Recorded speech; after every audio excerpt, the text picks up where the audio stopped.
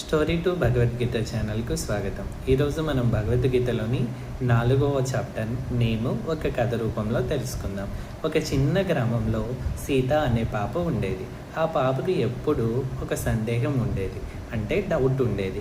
ఏది నిజం ఏది కాదో అని ఎలా తెలుసుకోవాలి అని. అదే డౌట్ని వాళ్ళ టీచర్ని అడిగింది.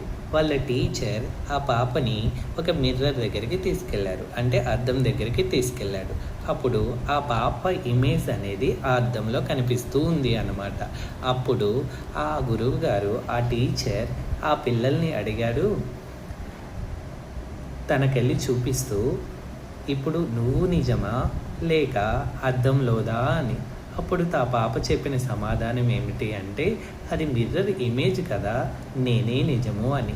ఇక్కడ మనం అర్థం చేసుకోవాల్సింది ఏంటి అంటే, రెండూ ఒకే రకంగా అనిపించినా ఏది నిజమో ఏది కాదో అని మనం ఆలోచించగలగాలి. దేని ద్వారా అంటే జ్ఞానం అనే ద్వారా. ఈ అధ్యాయంలో మన అధ్యాయం పేరే జ్ఞానయోగం. సో ఈ జ్ఞానం అనేది ఎటువంటి జ్ఞానం సంపాదించుకోవాలి, ఆ జ్ఞానం వల్ల ఉపయోగాలు ఏంటి అనేది మనం ఈ చాప్టర్లో నేర్చుకుంటాం. ఈ స్టోరీ మీకు నచ్చినట్లయితే మీ పిల్లలకు వినిపించండి. అదేవిధంగా నా ఛానల్ని సబ్స్క్రైబ్ చేయండి. కృష్ణార్పణం. Thank you.